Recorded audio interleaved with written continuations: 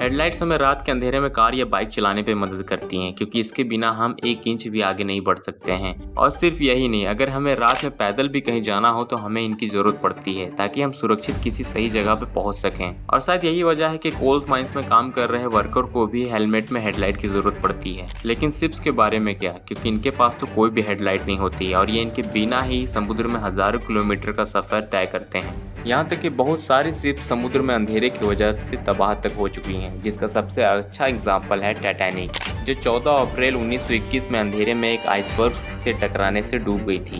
और इन्वेस्टिगेशन में ये सवाल भी पूछा गया था कि अगर उस दिन हेडलाइट होती तो क्या उस हादसे से बचा जा सकता था, और इसके जवाब में कहा गया हाँ बिल्कुल। लेकिन वो क्या वजह है कि इतना कुछ होने के बावजूद भी शिप में कार या बाकी व्हीकल्स की तरह की कोई हेडलाइट नहीं होती है। चलिए जानते हैं इसकी सच्चाई इस वीडियो में। जिस रात को टाइटैनिक डूबी उस रात को लॉकआउट यानी कि पानी में नजर रखने वाले टीम को शिप के बाहर कुछ नजर आया, लेकिन पिच ब्लैक होने की वजह से वो ऐसा लग रहा था कि जैसे वो आसमान है बगैर तारों का। और इन सब के बाद भी क्रू के पास सिर्फ 30 सेकंड का ही टाइम था जिसमें वो शिप को बचा सकते, लेकिन तब तक बहुत देर हो चुकी थी। शिप आइसबर्ग से जाके टकरा जाता है। शिप डूबने के बाद जब इंक्वायरी होती है तो शिप ऑफिसर ने टेस्टिफाई किया कि अगर उस दिन स्पॉटलाइट होती तो आइसबर्ग जल्दी दिख जाता, क्योंकि अंधेरी रात थी और चांद की भी रोशनी नहीं थी और पानी बिल्कुल शांत था, और अगर चांद की भी रोशनी होती तो इस हादसे से बचा जा सकता था।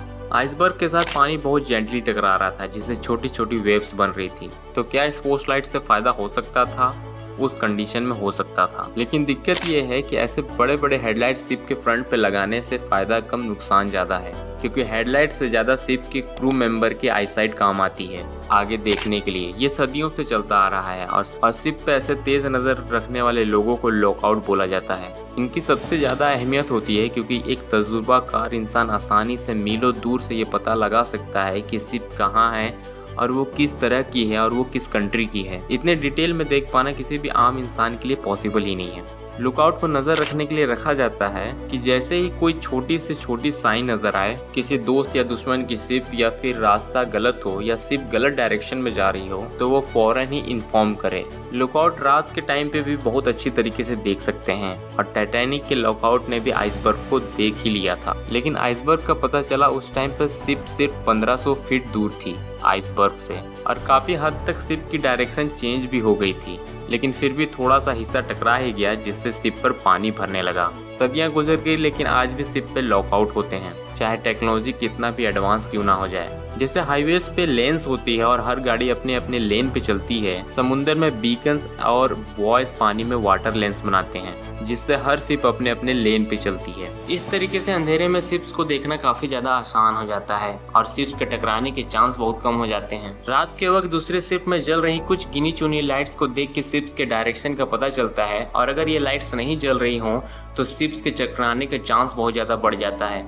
देखिए, एक शिप के लेफ्ट साइड में एक रेड लाइट लगी होती है और राइट साइड में एक ग्रीन लाइट लगी होती है, और एक लाइट बिल्कुल ऊपर होती है जो कि हेडलाइट तो नहीं होती है, लेकिन अगर ये लाइट जल रही है और साथ में रेड और ग्रीन लाइट भी जल रही है तो इसका मतलब है कि शिप आपकी ओर आ रही है। और अगर सिर्फ रेड लाइट जल रही है तो इसका मतलब है कि शिप राइट टू लेफ्ट जा रही है, और अगर ग्रीन लाइट जल रही है तो इसका मतलब है कि शिप लेफ्ट टू राइट जा रही है। दूर से आ रहे दूसरे शिप की डायरेक्शन इसी चीज से देखी जाती है, जिससे शिप आसानी से एक दूसरे के पास से गुजर सकती है। बड़ी बड़ी हेडलाइट लगा देने की वजह से शिप के सामने क्रू को क्या है कुछ दिखाई ही नहीं देगा। बड़ी लाइट या फिर स्पॉट लाइट से शिप पे लगी दूसरी लाइट नजर ही नहीं आएंगी, और अगर कोई दूर से देखेगा तो उन्हें पता ही नहीं चलेगा कि शिप लेफ्ट जा रही है, राइट जा रही है या फिर सीधा जा रही है। और इन लाइट्स के वजह से पानी में मौजूद चैनल्स भी नहीं दिखाई देंगे, जिनका दिखना बहुत ही ज़्यादा ज़रूरी है। मतलब आप सोच के देखिए कि आप रोड पे जा रहे हो लेकिन नीचे रोड आपकी नज़र ही नहीं आए तो आपको कैसा लगेगा। हेडलाइट सिर्फ रेयर ओकेजन में ही काम आ सकती हैं, लेकिन हर टाइम इनका जलते रहना फ़ायदेमंद नहीं हो सकता है। नाइट विजन कितनी ज़रूरी है आपको इस चीज़ से पता चलेगा कि टाइटैनिक के हादसे वाले दिन रीच यानी कि शिप का ये वाला पार्ट बिल्कुल अंधेरे में रखा गया था और इसको सील्ड किया गया था ताकि इस हिस्से में कभी भी लाइट ना पड़ सके, जिससे नाइट विजन डिस्टर्ब हो।